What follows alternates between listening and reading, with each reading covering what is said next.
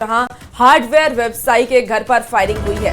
5 अपराधियों ने अंधाधुंध फायरिंग की और फायरिंग से गांव में दहशत का माहौल है। आपको बता दें कि जान माल का नुकसान हालांकि नहीं हुआ है। हरसिद्धि के उज्जैन लोहरियार गांव की एक घटना बताई जा रही है। हार्डवेयर व्यवसायी कामता मिश्रा का पिछले 1 साल पहले भी गायघाट स्थित दुकान में घुसकर के अपराधियों ने गोली मार दी थी और गोली लगने से वो गंभीर रूप से घायल हो गए थे। आपको बता दें कि पटना से लेकर के कई जगहों पर उनका इलाज कराया गया, लेकिन एक बार फिर से अपराधियों ने उनके घर के बाहर फायरिंग कर कानून व्यवस्था को बड़ी चुनौती दी है। ज्यादा जानकारी के साथ न्यूज 18 संवाददाता अवनीश हमारे साथ एक बार फिर से फोन लाइन पर जुड़ गए हैं। अवनीश, हार्डवेयर व्यवसायी के घर पर फायरिंग हुई है, कितने अपराधियों ने फायरिंग की, कब फायरिंग की, क्या पहले से कोई विवाद था, क्या कुछ जानकारी सामने आई है?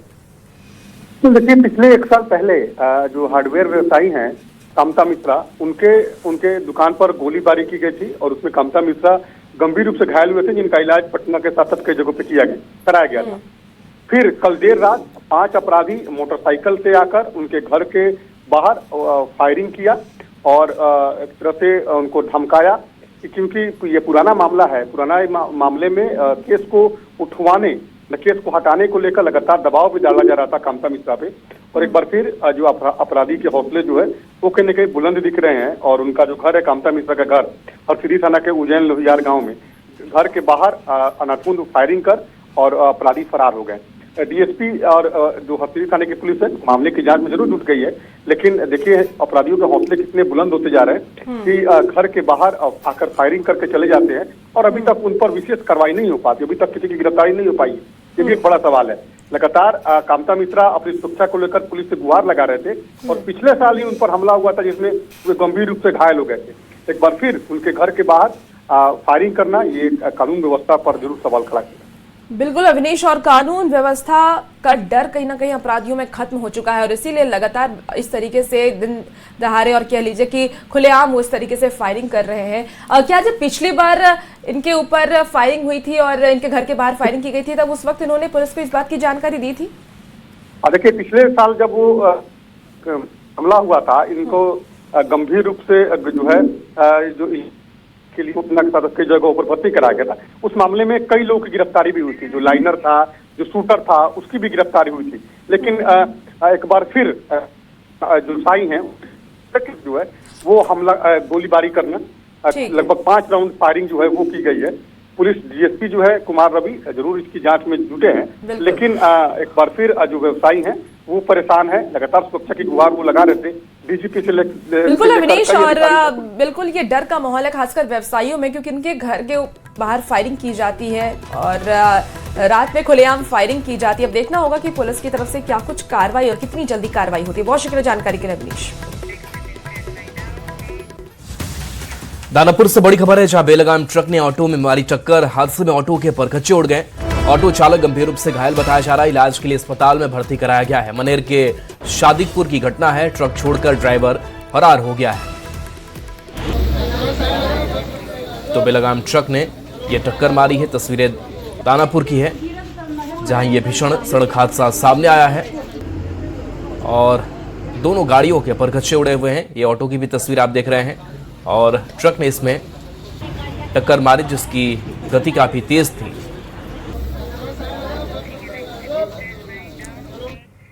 इसी बीच देखिए बड़ी खबर साहिबगंज से है, जहां लव जिहाद का सनसनीखेज मामला सामने आया है। घटना राजमहल की बताई जा रही है। आरोप है कि राधानगर थाना क्षेत्र के पहाड़ गांव निवासी शाहिद अनवर ने एक हिंदू युवती को प्रेम जाल में फंसा करके पहले अपनी पहचान छुपाई और इसके बाद टोनी नाम बता करके नजदीकी उससे बढ़ाई। विश्वास जीतने के बाद दिल्ली भागकर उसे वो वहां से भगा कर ले गया और इतना ही नहीं, आर्य समाज में हिंदू रीति रिवाज से शादी भी रचा ली। दिल्ली से लौटने के बाद उसका असली चेहरा सामने आया, जब उसने पीड़ित पर धर्म परिवर्तन के दबाव को लेकर के उस पर दबाव बनाना शुरू कर दिया।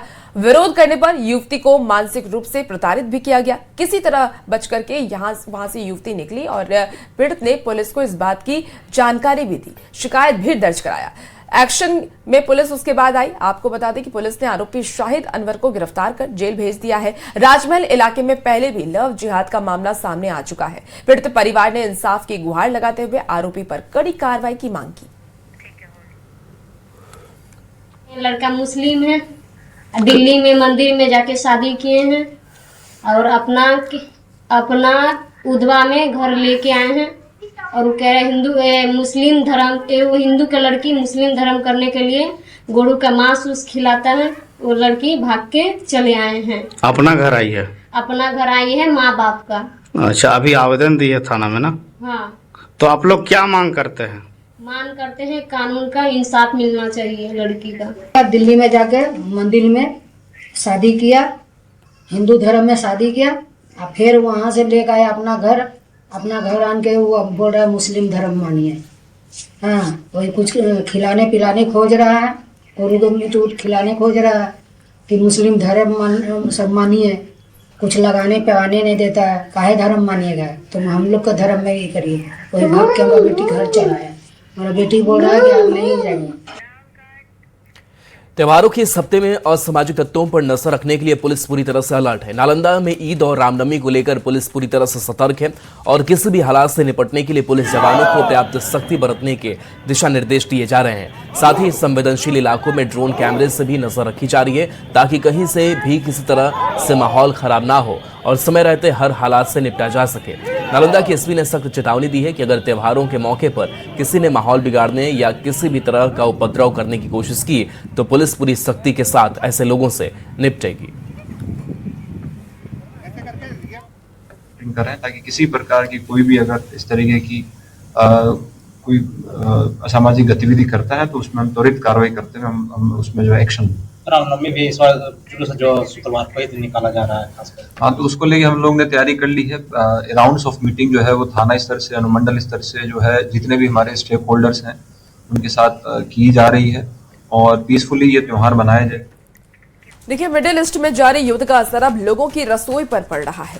रसोई गैस की आपूर्ति सामान्य होने के दावे के बाद भी लोगों को एलपीजी सिलेंडर नहीं मिल पा रहा है। जरूरी काम छोड़कर के लोग रसोई गैस के लिए कतार में खड़े नजर आ रहे हैं और उसके बाद भी सिलेंडर नहीं मिलने से खाली हाथ वो घर लौटने को मजबूर है। राज्य से लेकर के धनबाद तक ऐसी ही हालात देखने को मिल रहे हैं। पूरी खबर आपको इस रिपोर्ट में दिखाते हैं। रसोई गैस के लिए मचा हाहाकार, सिलेंडर के लिए सड़क पर कतार, कालाबाजारी पर लोगों का कोहराम, निराश लौट रहे लोग, बढ़ रहा आक्रोश।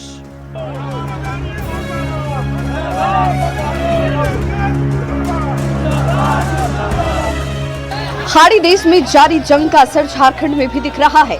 रसोई गैस की आपूर्ति पर असर पड़ा है और इसका सीधा प्रभाव आम लोग और उनकी रसोई घर तक पहुंच रहा है। केंद्र सरकार की ओर से रसोई गैस की आपूर्ति सामान्य होने का दावा किया जा रहा है, लेकिन स्थानीय स्तर पर कालाबाजारी और जमाखोरी ने परेशानी बढ़ा दी है। रांची में एलपीजी सिलेंडर की किल्लत से कोहराम है। नाराज लोग खाली सिलेंडर लेकर सड़क पर उतरे और पुंदाग अरगोड़ा रूट को जाम कर दिया। एजेंसी पर कालाबाजारी के आरोप लगाए गए और 3 दिन तक लाइन में खड़े रहने के बाद भी सिलेंडर नहीं मिलने पर नाराजगी जाहिर की गई। नहीं मिल रहा है। 4 दिन से हम लोग डेली सुबह आ रहे हैं, 4 दिन से डेली सुबह आ रहे हैं और यहाँ से हम लोग ऑफिस में भी जा रहे हैं। ऑफिस वाला लोग बोलता है कि हम कोई रिस्पॉन्स नहीं है, कब गैस मिलेगा नहीं मिलेगा, हमारा कोई जिम्मेवारी नहीं है। किसी तरह से अपना जीवन यापन कर रहे हैं, खाना बन नहीं रहा है। 4 दिन से यहाँ लोग लाइन में लगा 3 बजे रात में आते हैं और सुबह 3 बजे भोर तक दोपहर तक लाइन में लगते हैं, लेकिन गैस नहीं मिल रहा है। बात रांची की ही नहीं है, धनबाद में भी रसोई गैस की भारी किल्लत से आम लोगों की जिंदगी मुश्किल में है। हालात बद से बदतर हो रहे हैं। एक अदद सिलेंडर के लिए उपभोक्ता सुबह 5 बजे से ही कतारों में खड़े हो जाते हैं, लेकिन घंटों इंतजार के बाद भी सिलेंडर नहीं मिल पाता। खाली हाथ घर लौट रहे उपभोक्ता एजेंसी की लचर व्यवस्था से नाराज नजर आ रहे हैं। हो गया लगभग 8-9 दिन से पेमेंट किया हुआ, लेकिन आके घूम के चल जाते हैं, गैस नहीं मिल रहा। वजह होता नहीं है, गाड़ी नहीं आया, ये है वो है। कस्टमर थोड़ा ज्यादा है, 32 कस्टमर। होम डिलीवरी हम लोग यहाँ देख रहे बहुत कम हो गया। पहले के मुताबिक हम लोग को बहुत कम हो गया। अब हम लोग होम डिलीवरी चालू कर सकते हैं। आज गाड़ी अगर आता तो आज हम लोग चालू करते हैं। केंद्र सरकार की कूटनीति की वजह से होमोर्ज स्टेट से भी एलपीजी से लदा जहाज सुरक्षित भारत पहुंच रहा है। केंद्र और राज्य सरकार की ओर से रसोई गैस की आपूर्ति सामान्य होने का दावा भी किया जा रहा है, लेकिन इसके बाद भी आम लोगों के घर तक सिलेंडर नहीं पहुंच पा रहा। जरूरत है बेवजह हो रही कालाबाजारी और जमाखोरी पर सख्त एक्शन की, ताकि आम लोगों को सुलभ रूप से रसोई गैस मिल सके। साथ ही सिलेंडर के लिए कतार में खड़े होने से भी लोगों को मुक्ति मिल जाए। न्यूज़ 18 के लिए रांची से संजय कुमार सिन्हा के साथ धनबाद से संजय गुप्ता की रिपोर्ट। मोतिहारी में शराबबंदी अभियान को सफल बनाने को लेकर मोतिहारी पुलिस लगातार बड़ी कार्रवाई कर रही है। इसी कड़ी में मोतिहारी के विभिन्न थाना की पुलिस ने 3500 लीटर देसी शराब को जब्त किया है, तो वहीं 4 शराब की भट्टी को ध्वस्त करते हुए गैस सिलेंडर, बड़ी ड्रम, भट्टी के साथ साथ शराब बनाने वाली सामग्री को भी जब्त किया है। वहीं हरसिद्धि थाना की पुलिस ने शराब पीकर हुड़दंग करने वालों के खिलाफ बड़ी कार्रवाई की है और 8 शराब सेवन करने वाले और 2 शराब बेचने वाले सहित कुल 10 लोगों को पुलिस ने गिरफ्तार किया है।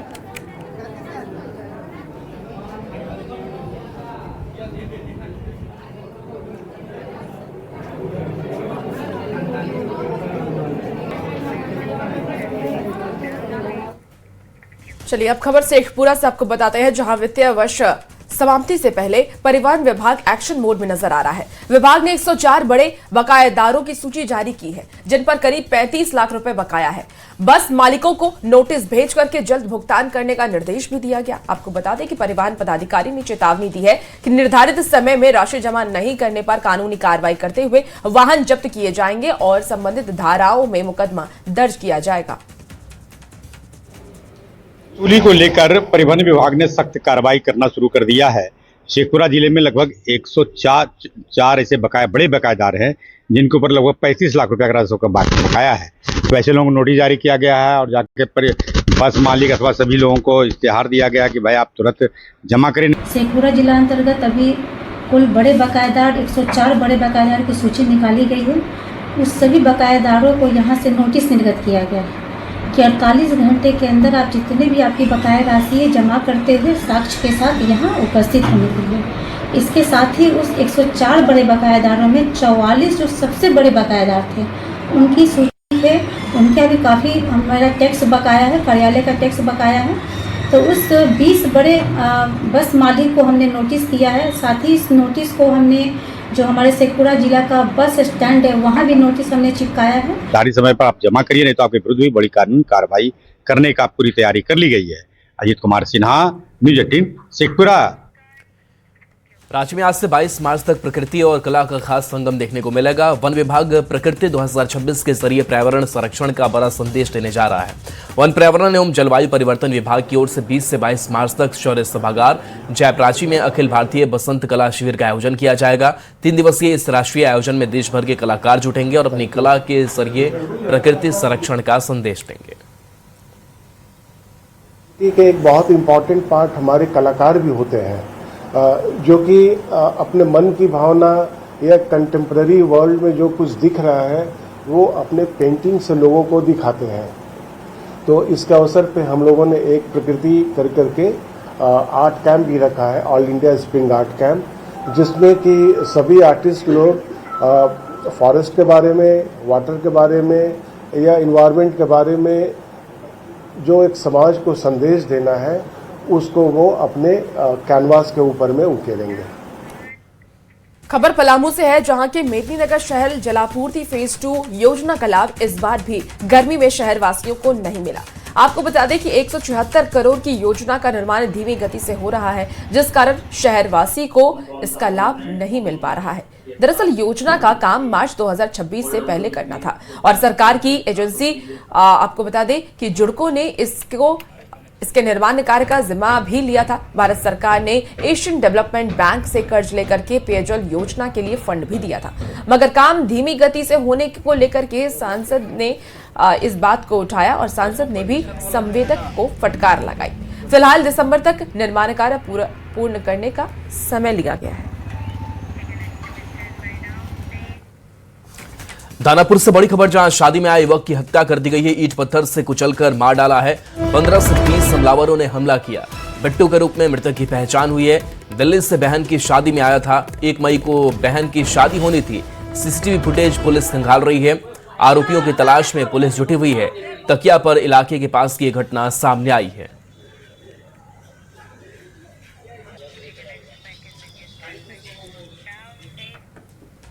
और राजधानी रांची में इंसानियत की एक बड़ी मिसाल सामने आई है, जहां अपनी जान जोखिम में डालकर आरपीएफ के जवानों ने एक शख्स की जिंदगी बचाई और इन सभी जवानों को सम्मानित कर केंद्रीय गृह राज्य मंत्री संजय सेठ ने उनको सलाम भी किया है। ये रिपोर्ट आपको दिखाते हैं।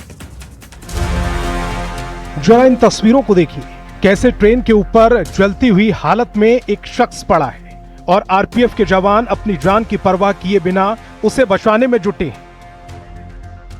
ये तस्वीरें हैं रांची रेलवे स्टेशन की, जहां कुछ दिन पहले एक शख्स ने ट्रेन के सामने कूदकर सुसाइड करने की कोशिश की। कूदने के दौरान शख्स ट्रेन के ऊपर गिरा और करंट की चपेट में आ गया, जिस कारण वो जलने लगा। लेकिन मौके पर मौजूद आरपीएफ जवानों ने बिना देर किए रेस्क्यू किया और अपनी जान की परवाह किए बिना शख्स की जान बचा ली।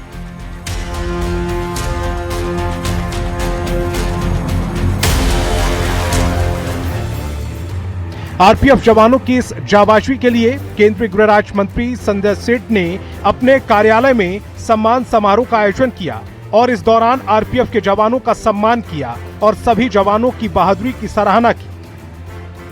जाबाज लोगों ने अद्भुत प्रयास किया, क्योंकि बोलना बहुत आसान है, जो करता है। 25,000 का वायर छुआ हुआ है, बोगी के ऊपर आदमी जल रहा, लपटें उठ रही हैं, और तुरंत इन लोग ने जाकर, क्योंकि मैं तो आपके सामने हुआ, और तुरंत ही इन लोगों ने चढ़कर पूरा गैस वो किया, फिर उसको बाद उतारना ही एक बहुत टफ काम था। सम्मान समारोह के दौरान आरपीएफ जवानों ने भी पूरे रेस्क्यू ऑपरेशन का अनुभव साझा किया और बताया टीम वर्क के जरिए कैसे उन्होंने एक जिंदगी बचाई। सबसे पहले तो मैं माननीय मंत्री जी का धन्यवाद दूंगा, जो कि आरपीएफ को इस तरीके से सर ने सराहा और इतनी प्रेरणा दी हम लोगों सभी लोगों को, इसके लिए सर का बहुत बहुत धन्यवाद। राजधानी के इन जाबाजों ने ये साबित कर दिया है कि वर्दी में सिर्फ ताकत नहीं बल्कि इंसानियत भी बसती है, और जहां हिम्मत और फर्ज साथ खड़े होते हैं वहां जिंदगी हार नहीं मानती। रांची से संवाददाता निरंजन की रिपोर्ट।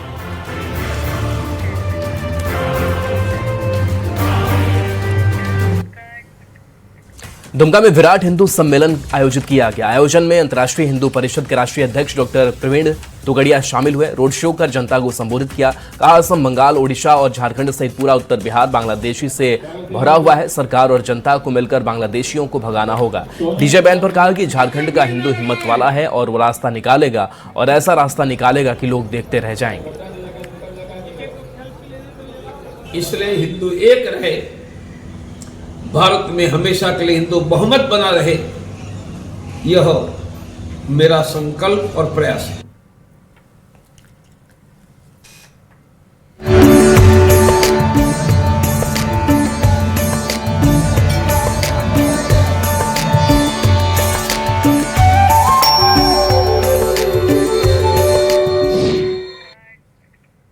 और नवरात्र के दूसरे दिन मां दुर्गा के द्वितीय स्वरूप ब्रह्मचारिणी की पूजा देश भर में श्रद्धा के साथ आज की जा रही है।